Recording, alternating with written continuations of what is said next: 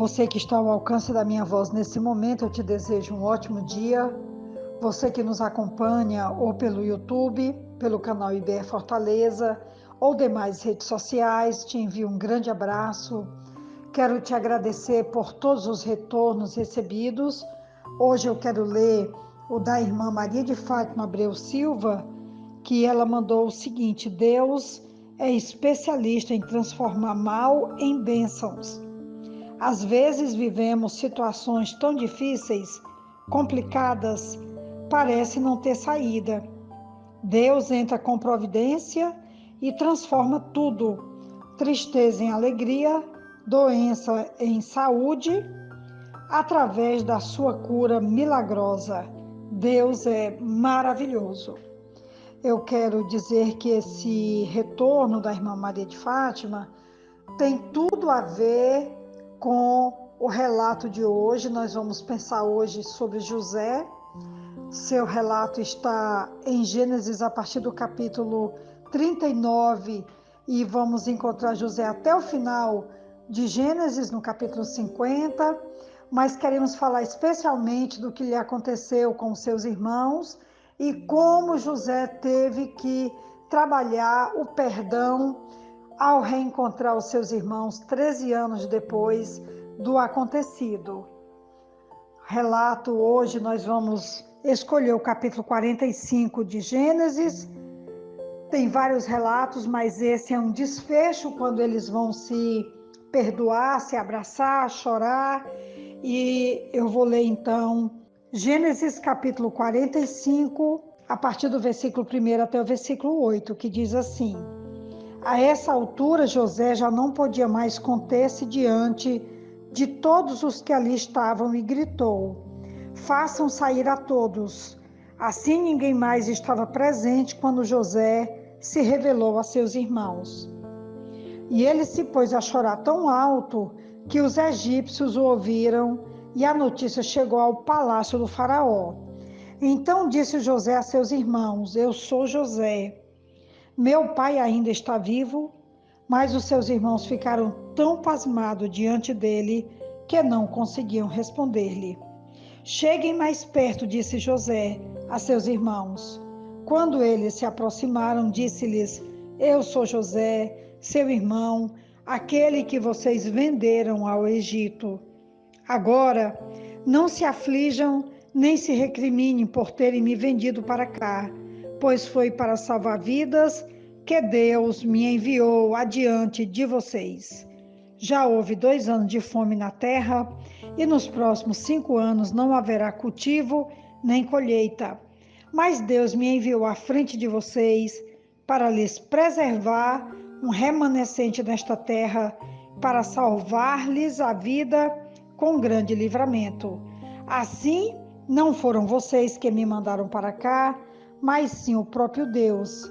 Ele me tornou ministro do faraó e me fez administrador de todo o palácio e governador de todo o Egito. Voltem depressa a meu pai e digam-lhe: assim diz o seu filho José, Deus me fez senhor de todo o Egito. Vem para cá, não te demores. É um relato realmente extraordinário, que emociona o nosso coração, porque há toda uma trajetória para chegar a esse momento de perdão.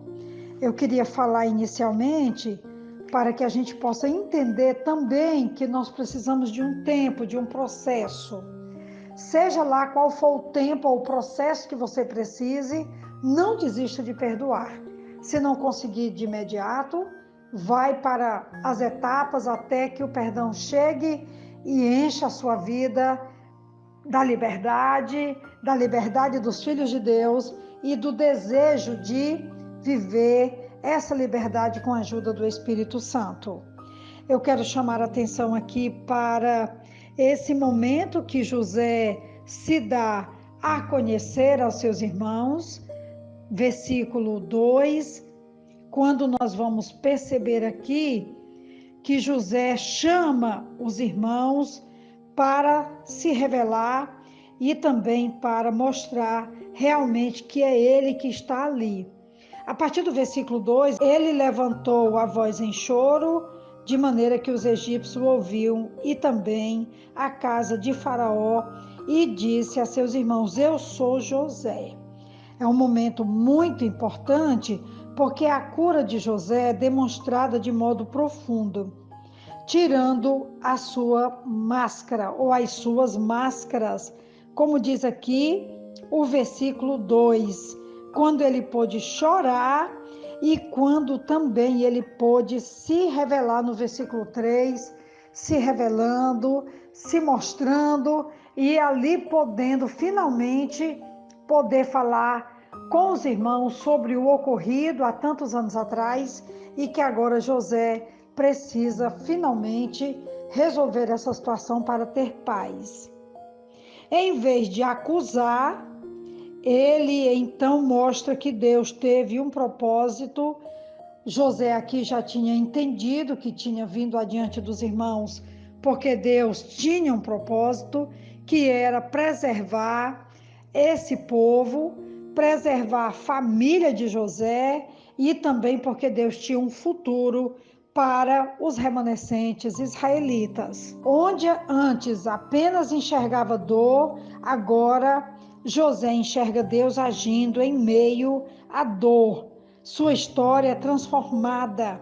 José deixa de ser vítima para mostrar a graça e a misericórdia de Deus, como nos diz o versículo 5. Agora, pois, não fiquem tristes nem irritados contra vocês mesmos por terem me vendido para cá, porque foi para a preservação da vida que Deus me enviou adiante de vocês.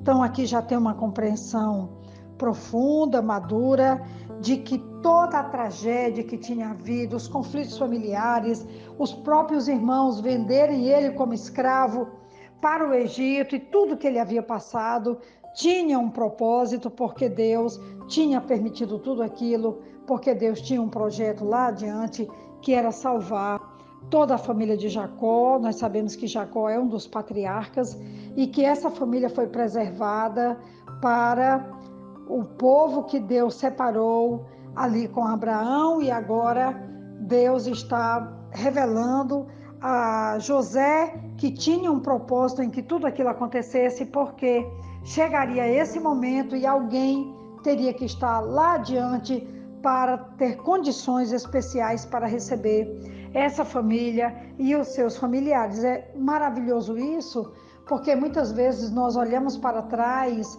e não entendemos porque houve traição, houve quebras, houve intrigas, houve separação, isolamento, e lá adiante nós vamos poder entender que Deus permitiu, porque tinha um propósito maior sendo tecido, sendo organizado, e Deus então mostrou isso através da história de José e a história dos seus irmãos.